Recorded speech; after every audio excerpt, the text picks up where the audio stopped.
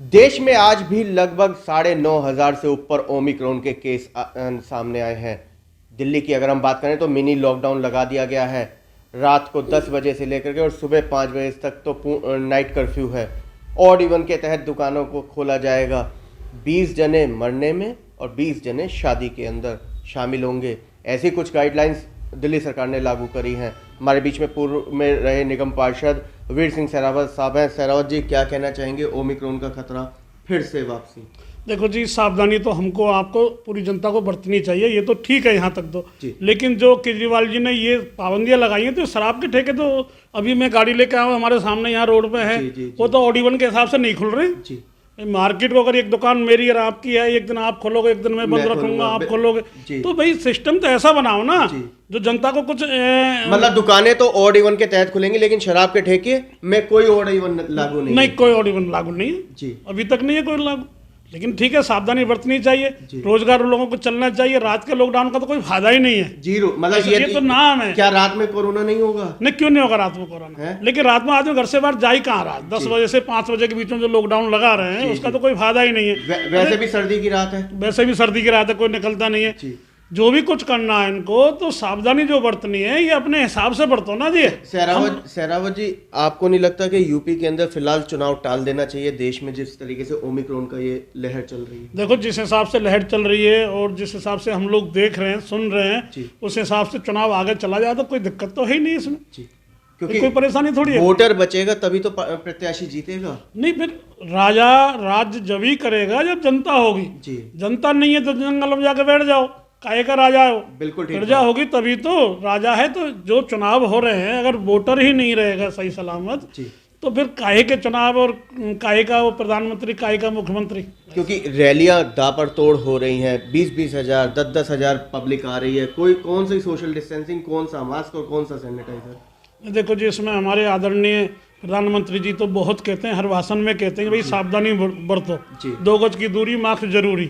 लेकिन इसमें कुछ गलतियां हमारी भी हैं, यानी कि जनता की गलती। रैलियों में ना जाएं कुल मिला करके? नहीं, रैलियों में जाओ, लेकिन अभी सावधानी से जाओ ना जी। अपना मास्क लगा के जाओ, अपना हाथ सैनिटाइजर करके जाओ, अपनी दूरियां बना के रखो, उस तरीके से जाना चाहिए। लेकिन हम लोग तो क्या है कि ऐसे चल देते हैं। आप भी सैकड़ों की रैली में शामिल हुए हैं, क्या आपको लगता है कि ये सब चीजें लागू हो पाएंगी, हो पाती हैं? ये चीजें लागू करनी चाहिए हमें। जैसे हमने शादियों, बीच में शादियां हुई थी, ठीक है जी, बाहर एक आदमी गेट पे खड़ा होगा, सैनिटाइजर कर रहा है, मास्क है तो अंदर जाएगा, नहीं तो नहीं। और अगर उसको बुलाना होगा तो मास्क लेके भी खड़ा होगा आदमी। हमने अभी रामलीला कराई बीच में, भगवान राम की, और भी कई प्रोग्राम कराए, करीब कन्याओं की शादियां कराई थी, तो उसमें उन्होंने सिस्टम बनाया था अगर आप जैसा कोई आदमी सज्जन आ रहा है हमारे पास तो ये मार्क्स नहीं है तो ये लो। तो इस तरीके की सावधानियां रैलियों में बरतनी चाहिए ना हर नेता को, चाहे वो बीजेपी की रैली हो या वो कांग्रेस की हो या वो किसी अन्य पार्टी की हो, लेकिन वहां पर ऐसी व्यवस्था हम लोगों को करनी चाहिए। लेकिन सहरावत जी, खतरा बढ़ करके आ रहा है।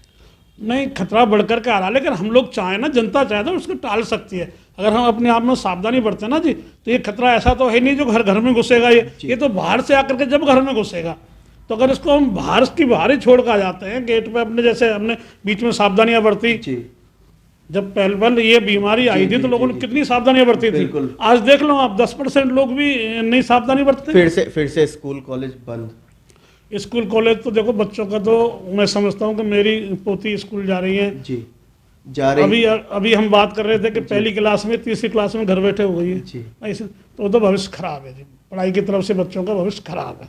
ऑनलाइन सिस्टम किसी बच्चे को नहीं समझ में आ रहा, छोटे कैसे आ जाएगा? एक बच्चा सामने बैठ के नहीं पढ़ पाता, टीचर के सामने नहीं समझ पाता, उसको 10 बार टीचर समझाती है, जब समझता हो बच्चा तो वो ऑनलाइन कैसे समझ जाएगा? दूसरी बात ये, आप क्या समझ रहे हो कि आपके पास टच वाले मोबाइल है तो सब परिवारों में है, सब घरों में है, सब बच्चों के पास है? नहीं, ऐसा नहीं है। कितने बच्चे हैं जो बेचारों को पता ही नहीं, वो जाते नहीं स्कूल, ना उनके पास मोबाइल है ना कुछ है। तो ये थे हमारे बीच में वीर सिंह सहरावत जी, जो कि भारतीय जनता पार्टी के अंदर पूर्व में पार्षद रहे, वर्तमान में किसान मोर्चे के अंदर भी इन्हें दायित्व मिला हुआ है। सावधानी के लिए इन्होंने पार्टी से भी ऊपर हट के बात कह दी है कि सावधानी खुद ही बरतनी होगी, खुद भी बचना होगा, दूसरों को भी बचाना होगा। खतरा भयंकर है, दहशत का भी माहौल बना हुआ है। कहीं ना कहीं सहरावत जी, आपको नहीं लग रहा कि बिजनेस में भी बहुत ज्यादा गिरावट आ चुकी है? बिजनेस में रोजी रोटी, देखो जो रोजी रोटी की तो ऐसी बात है, आपको पता जब लॉकडाउन लगेगा, बीमारी से डरूंगा तो मैं अपने काम में भी कितना ध्यान दूंगा। मैं ज्यादा समय घर में निकालना चाहूंगा। तो बिजनेस तो घर बैठे चलेगा नहीं किसी प्रकार से। धीरे धीरे गाड़ी पटरी पे आई थी, फिर दोबारा ओमिक्रॉन आते ही फिर गाड़ी से पटरी से उतर लोग डर रहे हैं, लोग घबरा रहे हैं। जी मैं कह रहा हूँ मेरे ही घर के अंदर मेरे 2 बेटे हैं, 3 बेटे हैं, लेकिन 2 बेटों का काम है। जी जी मेरा भी छोटा मोटा काम था, 2 साल से हम ही लोग सब परिवार में घर ही बैठे। तो इस तरीके में समझता हूँ लोगों के पास काम नहीं है, लेकिन हाँ अब छोटे मोटे जो काम कर रहे हैं लोग अपना गुजारा कर रहे हैं, कैसे भी कर रहे हैं। ऐसे में मध्यम परिवार का मरना हो, मध्यम परिवार तो इस तरीके से आ रहा है, जो मध्यम परिवार जी। भाई जो ये लोग जिनको फ्री के राशन मिल रहे हैं, जी जी जी तेल मसाले मिल रहे हैं, हर चीज मिल रही है, मुझे निके नहीं चाहिए, जी, वो जी। भी हमारे भाई हैं, बिल्कुल ठीक वो बात। भी हमारे परिवारों से ही हैं वो लोग भी। जी लेकिन दिक्कत तो वहाँ हम आप जैसों को आ रही है जहाँ पर कोई सरकारी सेवा हमारे लिए उपलब्ध है ही नहीं है। इसके वास्तव में मरना मध्यम परिवार का है। वहीं अगर हम मध्यम परिवार की बात करें तो मध्यम परिवार ईएमआई से भी जूझ रहा है, वर्क फ्रॉम होम हो चुका है।